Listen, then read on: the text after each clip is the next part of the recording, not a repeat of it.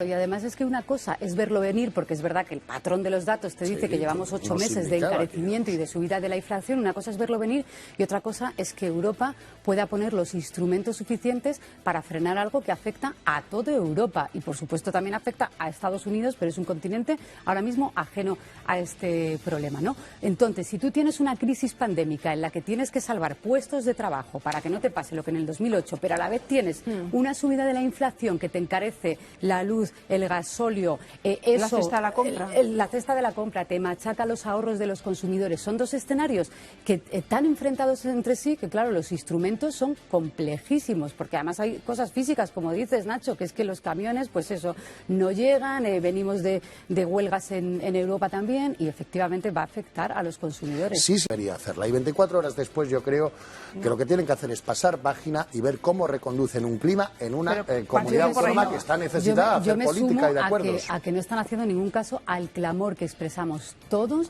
con que tienen que guardar las formas en el Parlamento madrileño. Cobran un sueldo público y tienen que guardar las formas. No puede haber insultos, no puede haber la respuesta de Ayuso ayer de mira, paso, hasta luego, tiro el micro. Esos no son respuestas, no son formas de Ayuso o tantas otras ocasiones que hemos visto en el Parlamento. Pero como siempre se pone la responsabilidad en quien ejerce el gobierno, como hacemos con el gobierno nacional, por favor, señor Ayuso, dé ejemplo. En cualquier caso, es muy delicado, a mí me parece, expulsar, por mucho que cumpla el reglamento, expulsar cuando está expresando algo que puede tener un contenido político. Recuerdo el caso de Cayetana Álvarez de Toledo y Pablo Iglesias, cuando llamó terrorista al padre de Pablo Iglesias, fue a los tribunales. Si cree usted que están denunciando a su familia por algo que considera un delito, vaya usted a los tribunales. Sí, como pero Cayetana Álvarez de Toledo no llamó al padre de Iglesias a declarar al Parlamento Nacional. Es que esta es la diferencia. Y termino el argumento, que se llame a Ketty, declarar hay al unas hermano de Ayuso, que no es cargo público, pero hay unas informaciones, ¿y qué culpa hay unas tiene informaciones, y yo creo que Ayuso tiene el derecho de defender a su hermano. Hay unas informaciones publicadas que dicen,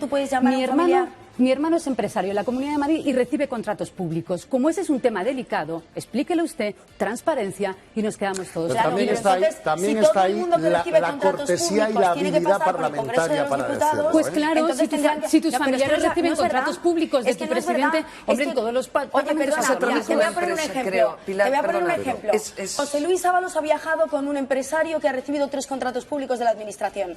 No solo se ha silenciado, sino que encima han ido a ver a un ministro de un país, concretamente de República Dominicana, y no ha comparecido en el Parlamento. Y lo estás contando tú, Ketty, ahora mismo. ¿Por qué? Porque es de interés público. ¿A José Luis Ábalos o al empresario? Efectivamente. Hombre, no hay doble cualquier vara de medir, contratación hay triple pública vara de medir. que deba de ser explicada cuando tiene relación con cargos públicos, tiene que ser explicada con transparencia. La diferencia entre los parlamentarios y nosotros es que se les supone que tienen que tener una cortesía parlamentaria y también un poquito de sentido común. Entonces, tú puedes plantear cualquier asunto apelando a la libertad de expresión.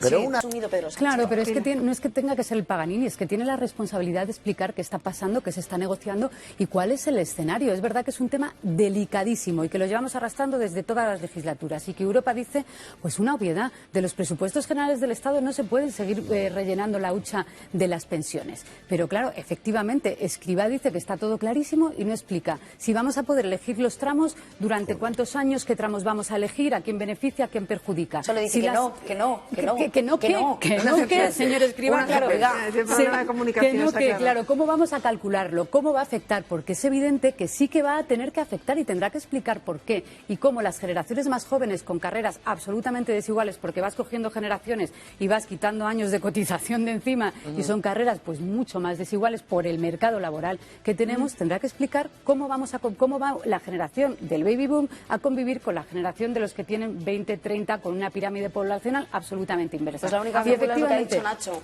un sistema de capitalización mixto como tienen el 90% de los empleos. Y crear un economista.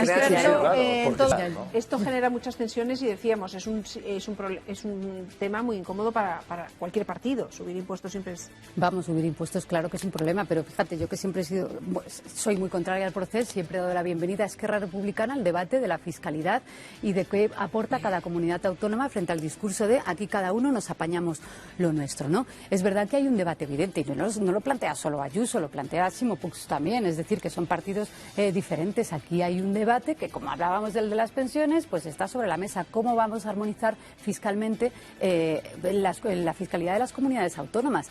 Hay 2 modelos.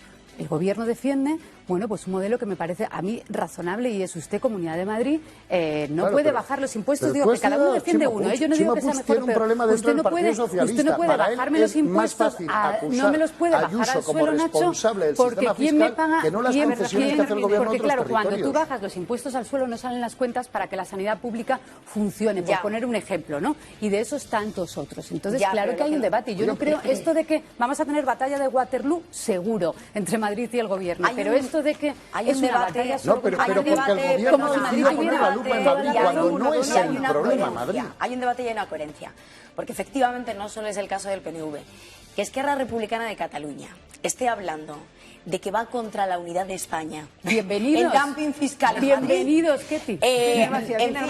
Rasguémonos las vestiduras y quemémonos al bonzo, porque vamos, es de traca. Sí, pero en cualquier caso, de acusar a la oposición de hacer oposición, pues tampoco es lo suyo. Yo insisto en que la presidenta de la Comunidad de Madrid es quien tiene que dar primero el ejemplo, pero y vuelvo a decir, es como cuando el gobierno hace algo, o como cuando Unidas Podemos no se comporta y decimos ya, pero es que es usted quien está en el gobierno. Lo mismo, Ayuso es la primera que tiene que dar ejemplo y no lo está dando. Y aunque haya aplicado el reglamento, es la presidenta de todos los grupos parlamentarios. Me parece muy delicado sentar un precedente en el que hay una línea roja muy delicada en la que cuál es la opinión y el derecho político del diputado a expresarse para que sea expulsado. Y me parece que el precedente ese político es muy sabe delicado. cómo utilizar la libertad de expresión. Tú puedes